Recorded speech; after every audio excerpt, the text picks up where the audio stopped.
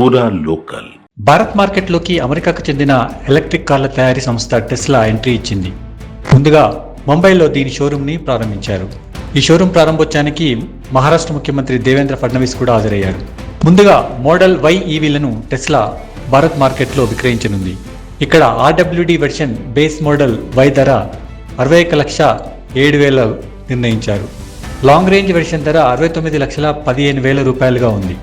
Base model ధర అమెరికాలో $44,990 అంటే 38,63,000. చైనాలో 2,63,500 యువాన్లు అంటే 31,57,000గా ఉంది.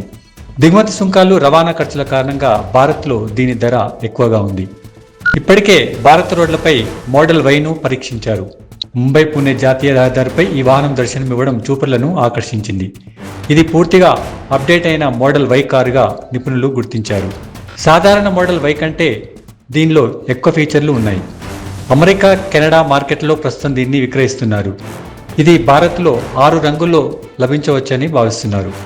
ప్రపంచవ్యాప్తంగా model Y car all wheel డ్రైవ్గా లభిస్తుంది. వీటిలో లాంగ్ రేంజ్ బ్యాటరీ ప్రత్యేకత.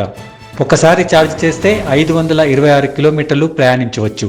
కేవలం 4.6 సెకండ్లలో గంటకు 0 నుంచి 96 కిలోమీటర్ల వేగాన్ని అందుకుంటుంది. అత్యధికంగా గంటకు 200 కిలోమీటర్ల వేగంతో ప్రయాణిస్తుంది. ఇందులో భారీ 15.4 అంగుళాల టచ్ స్క్రీన్ ఇన్ఫర్మేషన్ సిస్టమ్ను కూడా అమర్చారు. వెనక సీట్లలో ప్యాసింజర్ల కోసం 8 అంగుళాల ప్రత్యేకమైన స్క్రీన్ కూడా ఉంటుంది.